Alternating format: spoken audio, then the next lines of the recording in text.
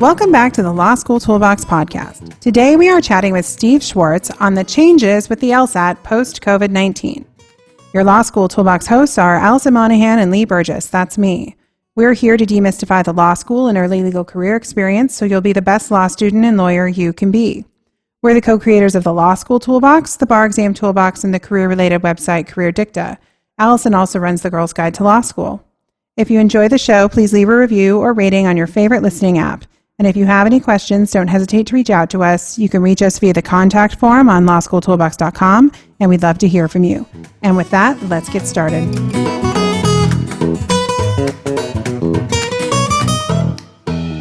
Welcome back.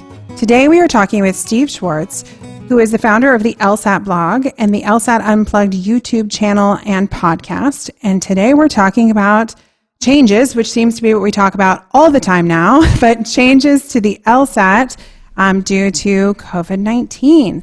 So, Steve, I'm glad to hear that you and your family are safe during this strange quarantine time. The one thing I have been doing on our podcast now, which I typically don't do, but we say what day it is, because the world is so crazy that every time we talk about the state of the world, I think we have to say what day it is. So today is Monday, May 18th. So all of the discussion that we have is timely as of today. Oh, thanks for that. Yeah, things are changing so fast that it's good to stay on track with exactly where we're at, because things are changing day by day, moment by moment, especially with this new online LSAT-Flex. I'm learning more every day. So yeah, things move pretty fast these days. And before we jumped on this podcast, you were just reminding me that there was an LSAT-Flex today. Yeah, there was. There was, and it wasn't on the radar of anybody 2 months ago. We thought the March and April LSATs might still happen a couple months back, but LSAC moved very quickly to get this out, and I'm glad they did, because a lot of folks needed to take the LSAT, and law schools also need applicants. So LSAC jumped right in and got this running pretty fast. All right, so let's back up a minute. So for folks who might be listening to this who have not yet applied to law school or are still trying to play catch up with how the world has changed over the last 2 months, can you give us a bit of a background of what has been happening with the LSAT since the onset of COVID-19? Yeah, sure, Lee. So basically, the LSAT had just gone from being offered 4 times a year in person to 9 or 10 times a year. And back in 2019, LSAC switched from administering the LSAT on paper to digital on tablet. So already lots of changes over the past year. Now, due to COVID, it wasn't possible to administer the LSAT in person, period, in any format. So LSAC had to cancel the March LSAT and the April LSAT. But law schools, like I said, they need applicants. Applicants need to apply and take the LSAT. So LSAC very quickly, over the span of just a couple months, moved the LSAT online. It's now at home from your computer for the foreseeable future, as long as the pandemic persists and prevents it. Wow. I mean, it's pretty amazing that they were able to move that quickly, considering that large bureaucratic organizations typically do not move that quickly. Yeah, I think in the testing world, all of us were kind of surprised, but luckily there is a company that has benefited enormously from this entire change called ProctorU. And they administer a number of different exams online in shorter formats, typically due to online proctoring requirements.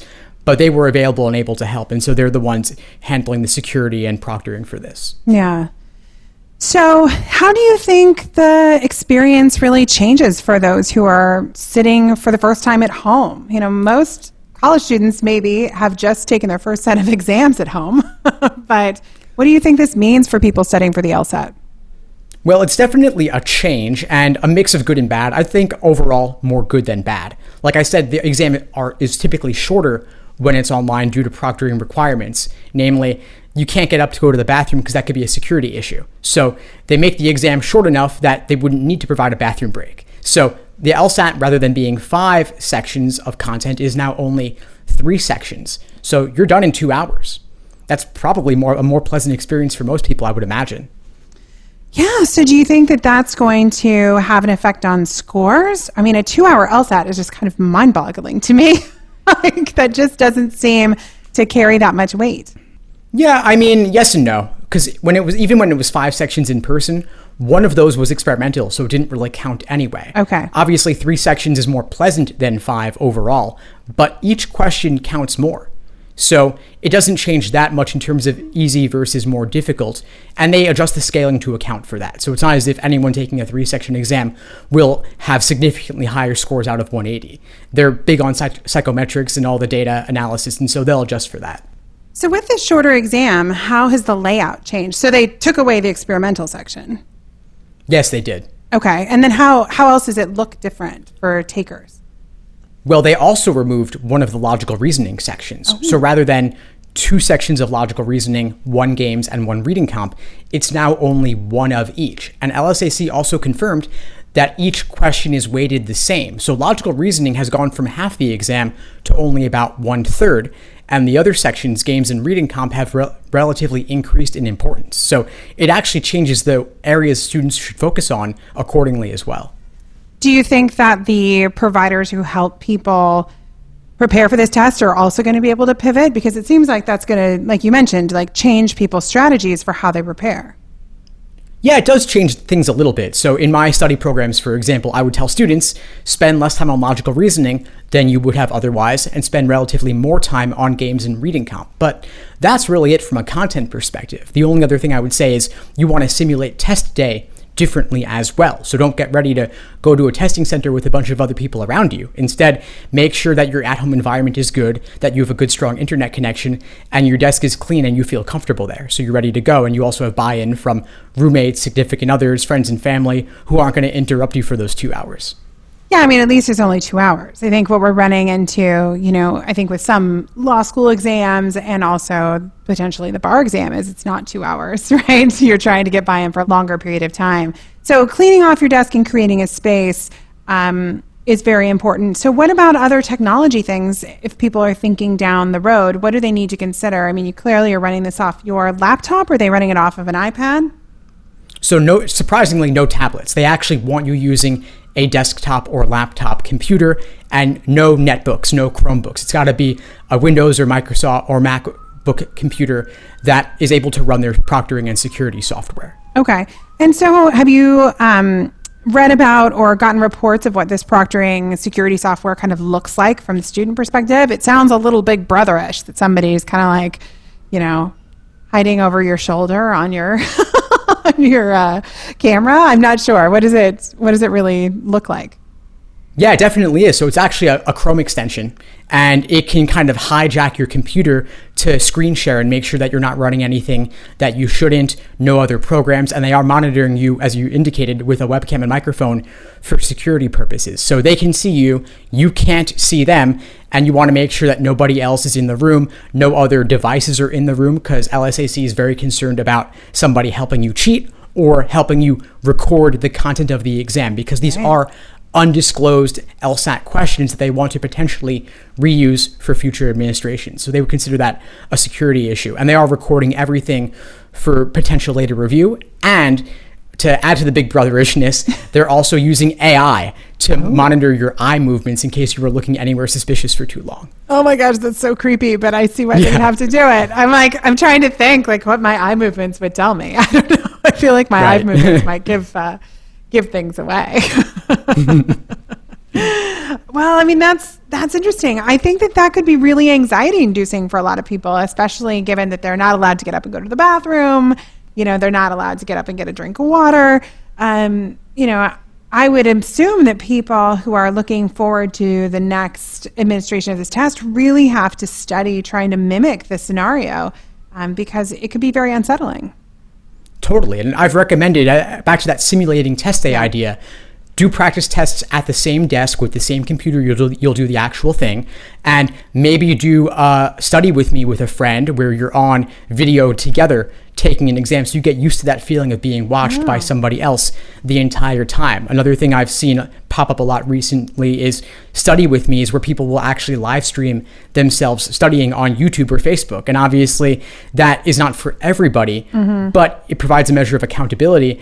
And it also gets you used to the idea that you're being watched by somebody who can't watch you, because that is a little weird, honestly. Yeah. And you have that little webcam light on the entire time. That could be anxiety provoking, absolutely, but unfortunately there's no way around it. Right. I mean, I feel like I've seen some horror movies where they where the camera comes on. Isn't that why people tape the camera and stuff? It is, yeah.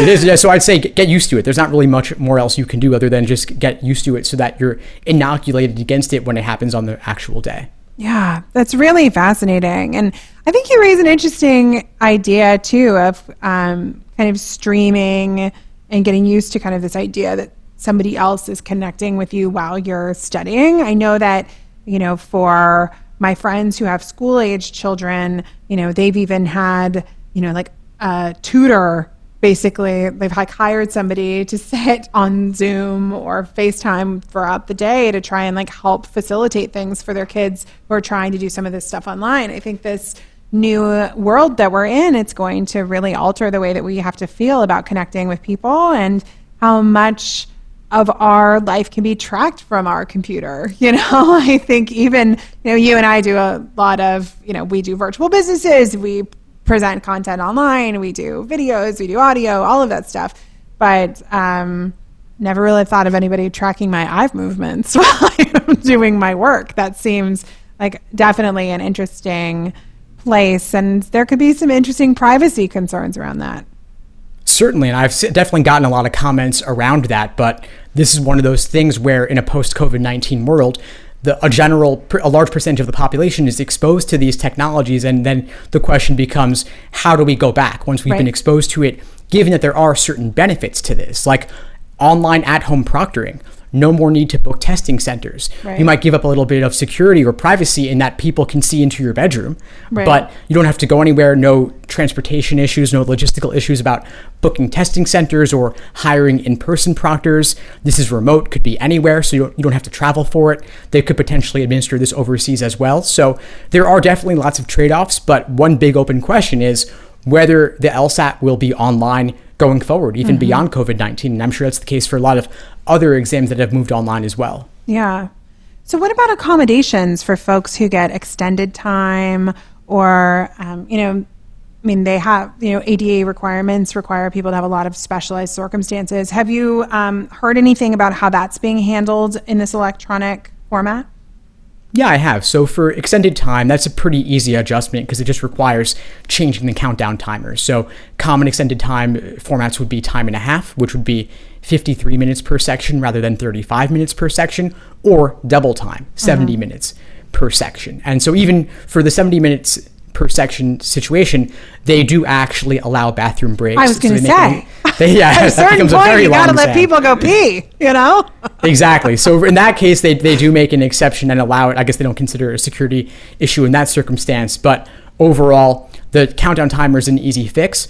But for other kinds of accommodations like sight and visual impairments, they may actually provide the test taker with an in-person administration. Obviously, with social distancing and other circumstances required, they'll make those adjustments accordingly. But they will connect you with a local college or law school where you could take it in person. Yeah.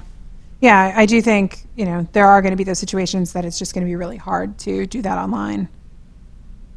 I'm thinking of students I've known, who have visual impairments or have to dictate things. It can get pretty tricky. Yeah, they'll definitely make those adjustments. And one other adjustment that would require potentially an in-person administration as well is if somebody doesn't have a suitable device. So what if you don't have a laptop or desktop? What if you only have a Chromebook, which isn't workable, or a tablet? In some cases, they've actually mailed people loaner devices to use for the LSAT, or they might connect you with a local law school to take it there too. Yeah, that is true. And it sounds like stable internet may also be an issue for some folks. Definitely. Well. That could be a huge issue. Yeah. And so a lot of folks who have questionable internet, I'm telling them, just reach out to LSAC because you don't want your exam to be invalidated halfway through. It's stressful enough as it is. Right. I can't even tell you the amount of technology problems I have had today. And I have a brand new computer that was supposed to solve some of my technology problems. It's just unbelievable. All these things that become way more important when we're conducting our entire lives over technology. Exactly. Yeah, things can get a lot more complicated really fast. And so I would actually tell students who are preparing for this LSAT-Flex, the content of the exam hasn't changed at all. And yes, I mentioned how logical reasoning has diminished. The other sections are increased in importance. But overall, this tech stuff, the setup and logistics can actually be more important sometimes. As we said, today's Monday, May 18th, the LSAT-Flex was administered today for the first time. And some of the proctors didn't know that test takers are allowed to use scratch paper. Oh So my gosh. you've got to know that you are allowed scratch paper. Correct that proctor. Ask to show them LSAC site where they confirm that, because if you can't take it with scratch paper, that's way more important than anything else we could be discussing, given the importance of paper and diagramming logic games. Right. So do they inspect your desk? Like, how do they do that? Because if you have, if you're allowed to have scratch paper, how do they make sure that that scratch paper doesn't have like answers on it or written or cliff notes on it? Well, they have you hold it up to the camera. Oh, they do? Okay. Yeah, they have you hold up both sides of the paper. You're allowed 5 sheets, so 10 pages, double-sided altogether, of course. And you show it to them both sides beforehand, and then at the end, they ask you to tear it up. Wow. Fascinating. On camera. Yeah. On camera. On camera. Nothing getting out. This makes me feel like such a dinosaur, but I mean, it's just like such a brave new world. Yeah, it really is one of those things where they've thought of everything. They've thought of everything. They don't allow mechanical pencils because of concerns about things like a hidden camera. Like, actually, someone attempted to do something like that in person decades ago, and they still don't allow mechanical pencils for that very reason. Wow, that's fascinating. Yeah, there have been a number of cheating attempts over the years. Oh, yeah, I mean, that's the thing, right? I mean, I think what's going to be interesting as we do make this transition, they're going to find out the creative ways that people can try and bypass things, no longer. For sure. People were asking. Oh, no, I just remember in law school, like hearing about somebody leaving, like a piece of paper in the bathroom or something like that. It's going to be a lot more sophisticated than that. For sure. And people were asking me, what about hidden cameras? Like, could you hide a hidden camera in your bedroom before the exam starts? And theoretically you could, and they're looking for things like that, but that would have also even been a concern at an in-person exam. So things don't always even change that much. A lot of the attempted methods would still apply in either situation. But on an exam like the LSAT or even the bar exam, I'd imagine that it's of limited usefulness because you still have the time constraint. Right. Yeah. If an exam is open book or doesn't require memorization, what really changes? Yeah, that's true. I think the bar exam does require a knowledge of the law, which is a little bit different. So if you did have, a cheat sheet for some things, that could definitely shift the playing field. I think that all of these tests, like the LSAT, your law school exams, they can still curve a law school exam even when it's open book because the exams are just hard enough. And I think that's going to be what's kind of interesting to see where all of this goes. If it's really becomes in the more academic setting, like about cheating because people know stuff, then do they just make it open book and then make it really hard? I think it's going to, be interesting, but some of these archaic institutions are not going to give up their, tried and true way of making these judgment calls. I also feel like I saw a few headers where some schools are not requiring the LSAT. Am I making this up? Or do you think that that's No, you're correct. I mean, over the years, some schools have been taking the GRE as an alternative entrance exam. And then even most recently, a law school in Arizona said they're not requiring either the LSAT or the GRE because fall semester 1L is the best test of all in their view. Which is why it's so important to be successful academically. Right. Well, I thought that was a very creative interpretation of the ABA rules requiring a valid and reliable admission test. Right. We'll see if the ABA cracks down on that one, but that's only affecting a very small number of people anyway. The question, though, is could that grow over time? Yeah. I mean, it's going to be an interesting new frontier, and I guess it's going to be up to the LSAC to make the law schools feel like that these scores are still reliable in this new And format. the admissions officers, they have all indicated universally that they are fine with LSAT-Flex. 3 sections that are scored versus 4 sections that are scored.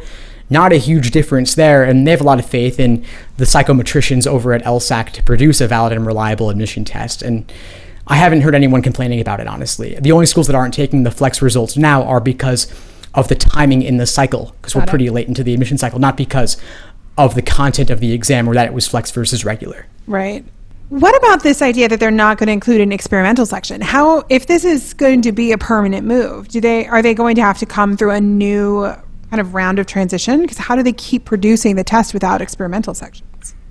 That's a great question. And I think that's the biggest barrier to the LSAT-Flex becoming the new normal way to administer the LSAT long term. Yeah. Everything else aside, I think they could do it, and they would do it overall because of the logistical issues regarding holding exams in person.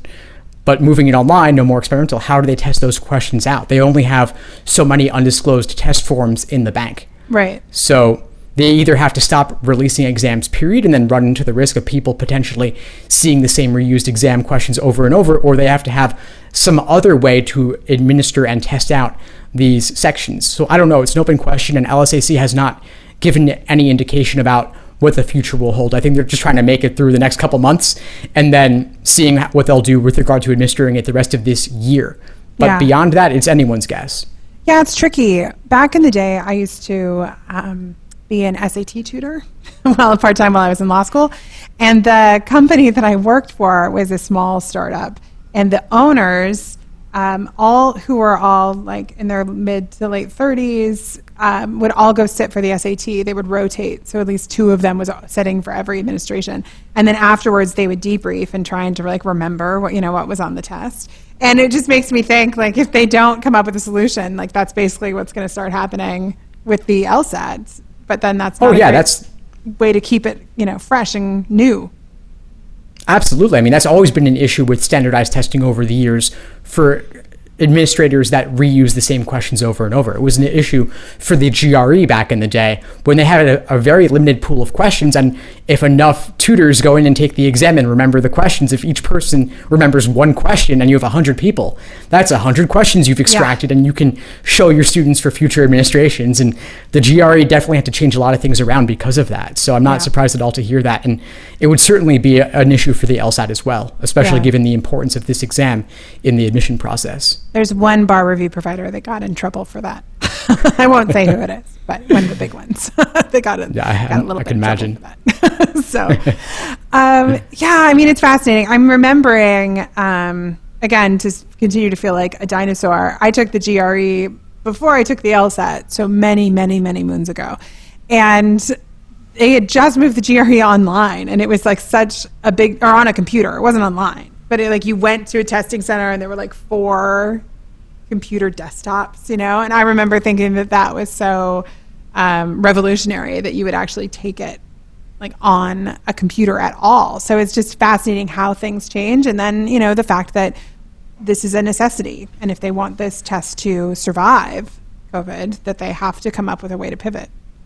They do. And I think that this is not their ideal way to administer it. Mm-hmm. And they're obviously facing a number of tech issues, as one would expect, especially on the first administration of an exam like this. But over time, they will get better at administering it. But one question is, not everybody has the same device. There's a wide range of different types of devices out there. I mean, are you using a wireless mouse or a wired mouse? Are you using an ergonomic keyboard versus a regular keyboard?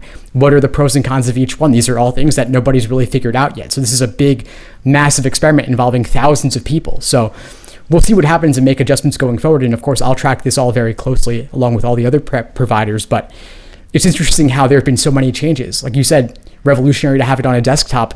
Last year, it was crazy to have the LSAT on a tablet. Right. And now we've moved it online. So things just change faster and faster. Yeah, they do.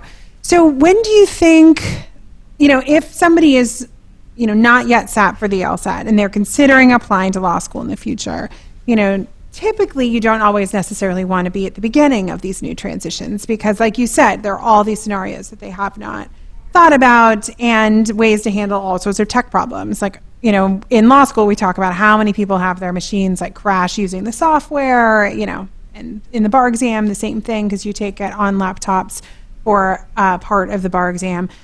So, when do you think things will kind of settle out given, the dates of the exam and kind of how quickly and responsive the LSAC seems to be being?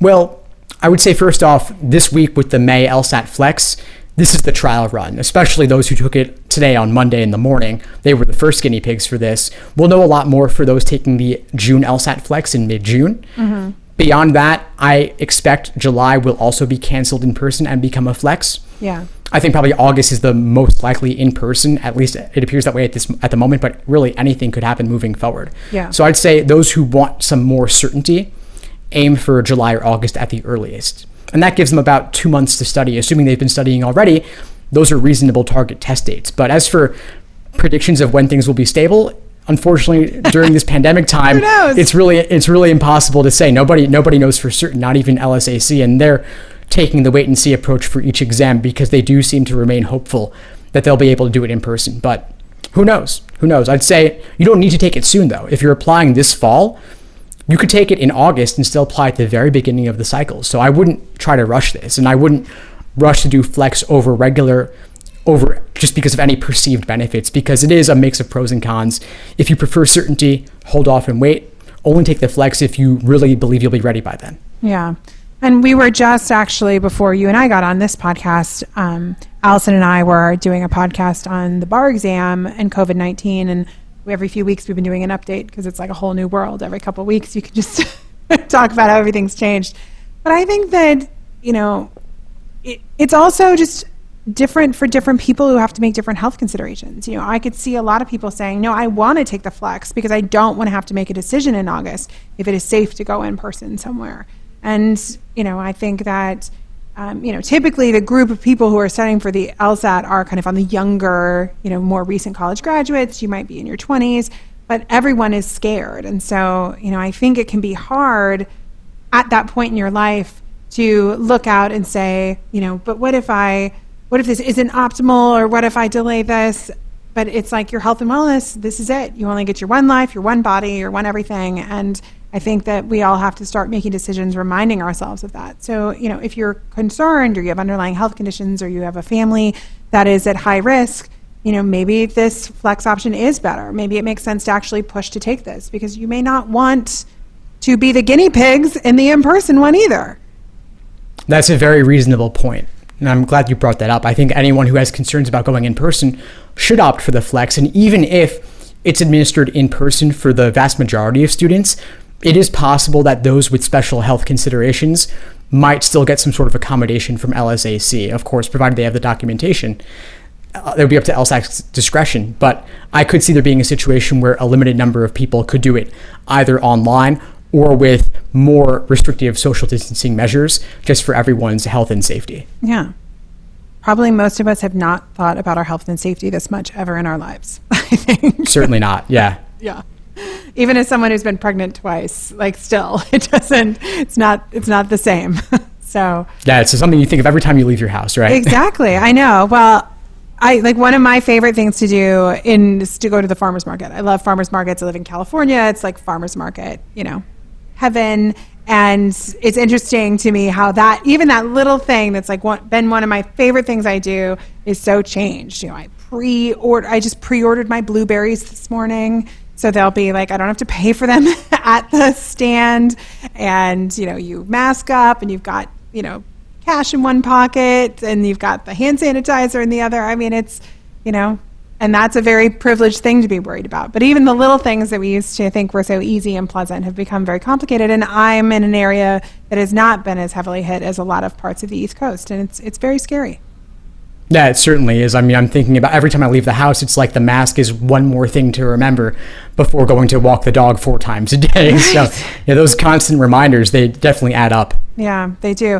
And that's another thing we've been talking about that I think anyone who's studying for something difficult has to keep in mind is I think there is kind of some universal fatigue that's kind of set in from this situation. And very few people feel like they're performing at their best. We were joking today about doing this podcast. It's I was not on my top game today because I did too many things. You had tech problems, you're trying to, coordinate lots of different things in not ideal situations. And so I think that people have to be a little kind with themselves. And if you are looking towards the future, if you were going to study for 4 weeks, maybe you want to study for 6, because I don't know that you're going to be able to work at the level that you were going to be able to work. And there is inherent uncertainty. We don't know what's coming down the pipes and if our lives have to change again, and there's, mental exertion required to do all of that stuff. I think there is mental energy spent getting the dog outside and maintaining safety for yourself and your family. That was mental energy that can't be used somewhere else. Certainly. So on the one hand, you have folks who may have more free time than usual. Right. And I would encourage them to make the most of it if they can. At the same time, though, if you have extra obligations or additional stresses, be patient with yourself. You don't have to get it all done in the next month or two. And if you have to push back your LSAT date you certainly wouldn't be the first person to have to do that. There are plenty of people who've been postponing it for years due to different things coming up. For younger folks who are straight out of college, they might have more free time and not have as many stresses. But those who are working, who have families, who have other obligations, if you have to push it back, that's okay. You could still apply this cycle in the fall, or even if you have to push it back a year, that's okay too. The LSAT and law school will still be there for you when you're ready. It's true. I think that is something we all have to remember, is that time has taken on this totally new meaning. But, 5 years from now, 10 years from now, if you delayed something for a year, but your family was healthy and safe, like, that's the most important thing. You're not going to think, like, what if I had gone to law school? What if I'd applied in 2020, versus 2021 or whatever it might be. Certainly. In the grand scheme of things, a couple months or even a year won't make a big difference. But as we said, health and safety, that's got to come first. Yeah. Well, this has been really fascinating, despite the fact that I now truly feel like a dinosaur. I was really picturing the room where I took the GRE back in 2000 something. I will just say that it was early in the 2000s. But having graduated from college in 2001. But what would your final thoughts for folks who are leading into doing the Flex, and also letting people know how they can find more about you, what you do, and how your websites and podcasts and everything can help people prepare?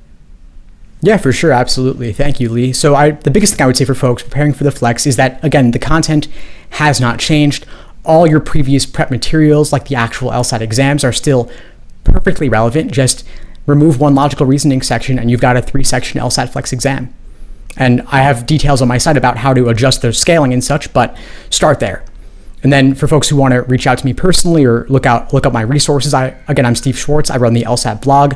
I also host the LSAT Unplugged YouTube channel and podcast, as well as a Facebook group, Instagram and such. And I've got tons of resources on both the LSAT Flex as well as the digital LSAT. And I'm tracking all the latest updates as they unfold. So follow me and reach out for more. Awesome, Steve. Well, thanks so much for joining us today. And I hope your family continues to stay safe and be well. And with that, we are out of time. If you enjoyed this episode of the Law School Toolbox podcast, please take a second to leave a review and rating on your favorite listening app. We really appreciate it. And be sure to subscribe so you don't miss anything. If you have any questions or comments, please don't hesitate to reach out to myself or Alison at lee@lawschooltoolbox.com or allison@lawschooltoolbox.com, or you can always contact us via our website contact form at lawschooltoolbox.com. Thanks for listening, and we'll talk soon.